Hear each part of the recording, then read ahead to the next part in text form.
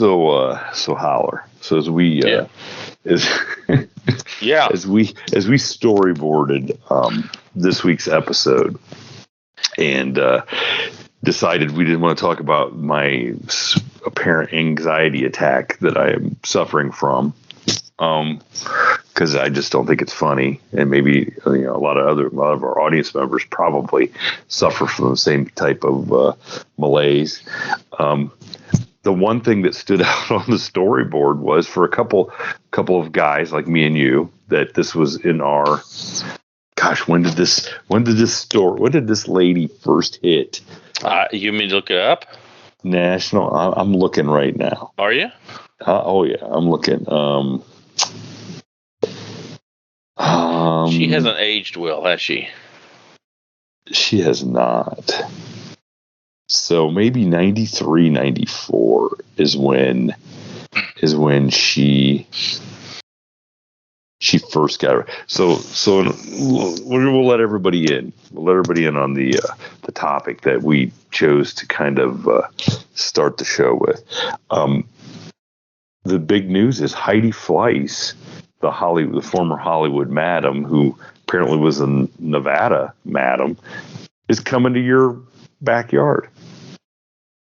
Coming to the Ozarks. She is moving to Missouri.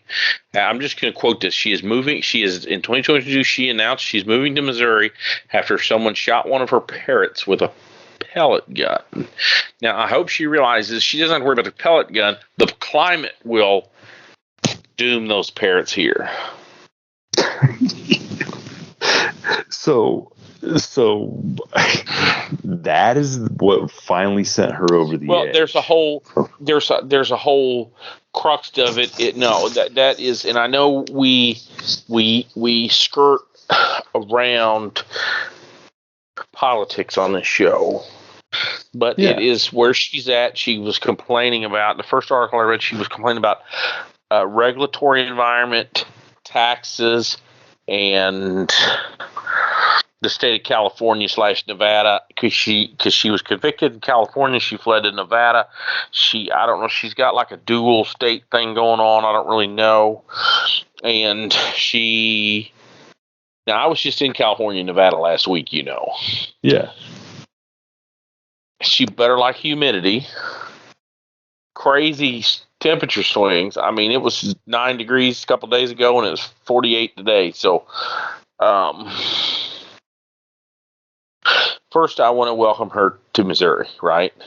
As she's coming to the Bible Belt, she, without question, according to the federal government, she is a sinner, and this is a great place to wash those sins away, right? Right down here in the roaring Rubidoux or the Current or the Jacks Fork River, she can go down there and see how the good Christian folks live, and it might be what she needed, right? Maybe. Do you think that's parrots? I'm telling you what. More I think about it, and parrots live a long time. Did you know that? I would think so. I mean, I had a parakeet that lived probably 10 years. I'm talking 50, 60 years. Yeah. My old boss tried to give me a parrot. Oh gosh. An African gray. Not to get off the subject, but since we're off of it, let's go with it. My old boss tells me one day, he said, "Hey man, you want a parrot?" And I said, "Do what?" And he said he was about to retire and do some traveling, and he had a parrot that he had raised to that point. I think the parrot was 16 or 18 years old. He gave me a couple of parrot books. He said they're very expensive. The cage itself was like $2,700. Ooh. I could give it away to just anybody, but I want somebody that I think is worthy of the parrot. Okay. So I started researching it, and these parrots, first of all, they live a long time. Second of all, they really attach themselves to one person. They're a one person. This particular, the African gray, because he had it since it was a hatchling, right? So he put his name on a list, got this parrot, and fed it as a little baby, and it had lived with this dude, right? So anyway, I read a bunch about it, and they live to be 50, 60 years old. They attach themselves to one person. They can be mean to the other people. in the household. So one day he said, "Come on, let's go over to my house. I need your help moving something, and I'll show you the parrot." So we walk in the parrot, and he had a parrot, and he had a little shaggy Shih Tzu dog named Lucky. And he was walking through, and he said, "Hey, I'm going to get rid of Lucky too if you want him." And I should have took the dog. So we walked in, he said, "Lucky." The dog came to us. Well, immediately the parrot called for Lucky, and Lucky went to him. And my boss says, "Yeah, the parrot jacks with him all day," because the parrot called in my boss's voice.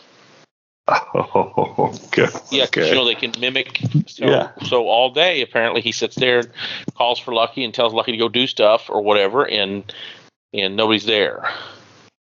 So, and of course, this was what I call a virgin parrot because he didn't know bad words, he didn't know, and I didn't even think about that until my boss was telling me about this parrot. So in the end, I said no thank you for the parrot because I didn't want to take on the responsibility. I mean, at least my kid leaves theoretically when they're 18 or 19, but 50 or 60 years.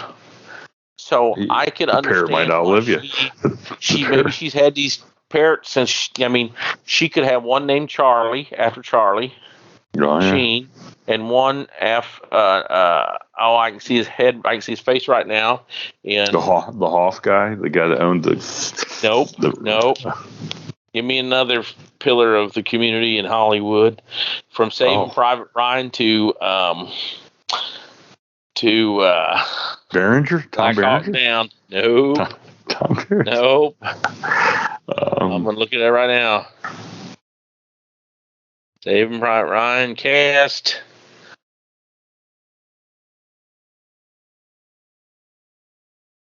Tom Sizemore. Oh, Tom Sizemore. Because that was one of her peers or contemporaries. So maybe she's got two parrots named Tom and Charlie, and I don't know why they shot him with a pellet gun, but when she comes to the Ozarks, I'm not even saying the locals and the neighbors are going to kill him, right? I'm just saying the winter, they got foxes, we got coyotes, we got hawks, we've got eagles. It was Eagles Day this weekend down here. So if she is fleeing to save her parrot, this is not the place. Well, do we know, is she still engaged in the commerce that she was previously? Well, that's irrelevant to people here. They don't care. They just, you know what we live by? Forgive us our trespasses as we forgive those who trespass against us. Okay. No, okay. Lead us not to temptation, but deliver us from evil. So, there's a lot of big old German Catholic churches here where I'm from, and especially when I was young, people would, I hate to say it, they weren't locked. A couple of them, prisoners would escape and seek refuge in the church. Sometimes people would go steal stuff from the church, and you know what the standing thing was for a lot of years? If they needed it that bad, the Lord provided it for them. Like let them have it. I've told you 3 boats and a helicopter, right? 3 boats and a helicopter. Swing me back after I finish Heidi Fleiss. I'm going to go back to 3 boats and a helicopter. All right. So back to her. If she is in such a way that she has to sell her body, okay, we should pray for her. We shouldn't condemn her, right? Yeah. And I think Branson, I think she should have a show in Branson, and she could sit down there on stage and tell stories. I think maybe it'd probably been a better show with her parrot. Well, actually, I was thinking, yes, she could. Maybe her parrot would have been like a ventriloquist. Maybe she could have told the parrot the stories. That way, when the parrot talked about them, the cops or somebody couldn't come after her and say, "What about you said this? You said you did this and this." No, that was the parrot.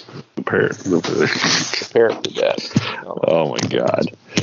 It'd be a new meaning of the word jailbird, right? Yeah, but unfortunately, that jailbird sounds like they would talk. I'm trying to figure out, but it never said where in Missouri. And I find it interesting that it specifically said in 2 different articles she was moving to Missouri.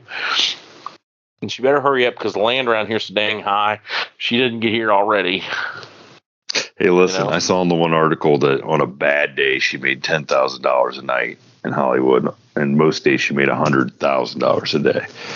So, look, if you're making that kind of money and you can't manage it to where you can afford land in Missouri 30 years later, I don't know what to tell you. Well, inflation's getting them. Maybe, I don't know. Yeah, but her retirement account has had to have increased. Did they let her keep it? Why not? Well, because the government does a lot of mean stuff to people who get in trouble, as opposed to the federal government, especially to people who get in trouble, as opposed to some of our elected officials. So, listen, I better swing you back around to 3 boats and a helicopter. Okay, so there's a big flood down there, flood of '93, right? Like Katrina. Okay. There's family stuck on the roof of this shack. It's about to float away. Rivers coming up everywhere, and they got nothing to do, so let's pray. So they're praying for the Lord to deliver them from this situation. Along comes a boat. Hey, come on in. I'm here for you. Mom says, nope. We're praying. The Lord's going to help us. You sure? Yep. A little bit later, here comes another boat. Hey, lady, you need to get in here. You're going to die. She said, nope, I've been praying for the Lord, and he has told me that he's going to provide. A little bit later, third boat comes. Same thing. Lady, get in the boat. She said, nope, I prayed for the Lord, and he said he's going to provide. So, boy, the water's really coming up now. National Guard helicopter shows up. They're hovering aboard. Come on, lady, get in the basket. She waves them off. Nope. I prayed for the Lord, and he's going to provide me. Come on, lady, you got to get in the basket. Nope. Well, boom. House collapses. She drowns, and she's going to the pearly gates. Right? Mm-hmm. She's waiting in line. It comes to her time. St. Peter said, what are you doing here? And she said, well, I really thought you were going to help me. I prayed. You told me you were going to provide. And now I'm here, dead. And he said, hey, lady, I sent you 3 boats and a helicopter. What else do you want? A talking parrot? So I don't know, man. I don't know. So the Lord works in mysterious ways. So maybe that's why she's coming here. I don't know. Right? Are you saying that this is her boat? This is maybe we're rescuing her. I don't know. I don't know what it is. I was supposed to talk about. My daughter wanted me to talk about some kind of a paralysis you have when you're having dreams. What's it called? Like sleep paralysis? Yeah, something. And I just didn't know enough about it. And I said, A lot of people claim when they're having supernatural experiences, they suffer from paralysis, like sleep. Like if you think something's happening, like coming to your bedside, like a ghost or a demon or a spirit or something, you'll suffer from sleep paralysis. Like you can't move. And I've heard that told by, numerous new people. And I just always thought, well, maybe is it really happening or are you dreaming? Because some crazy stuff happens while you're dreaming. I don't know. But I didn't research enough to talk about it because I'm not much of a dream. I'm certainly a conscious dreamer when I'm awake. I daydream, but night dream is beyond me, Yeah. Some people don't dream. Some people have vivid dreams.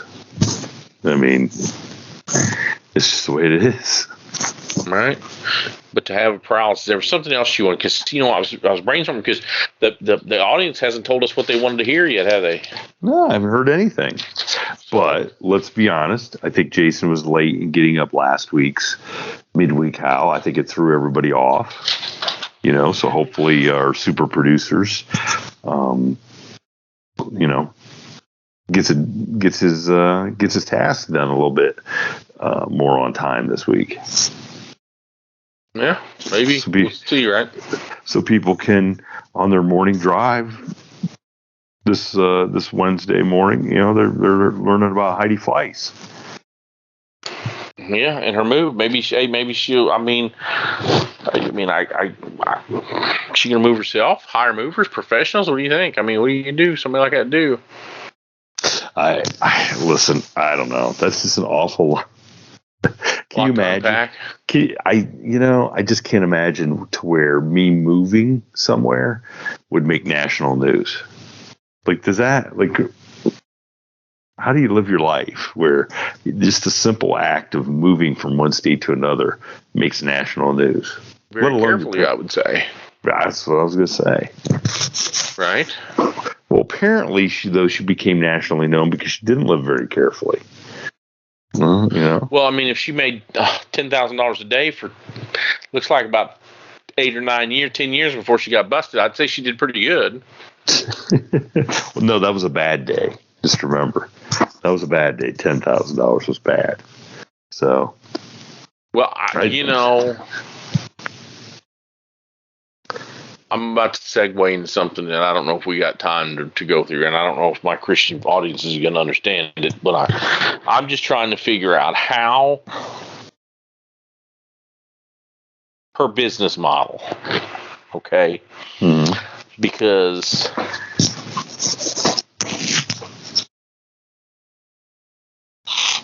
I mean, obviously it's not in volume because she's only got so much time in the day.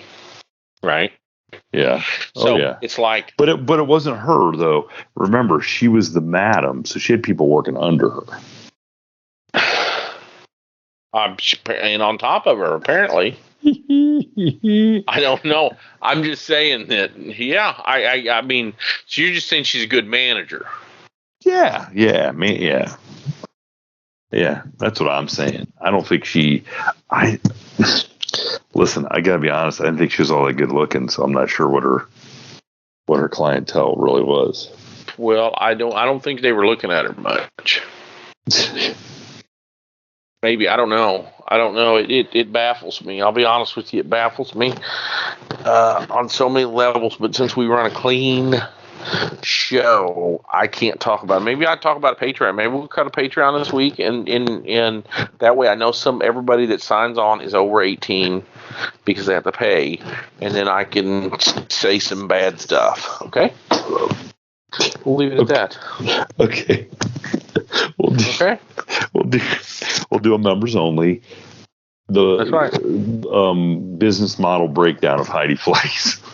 That's right. That's exactly what we're going to do. I'll see you there next week. Bye.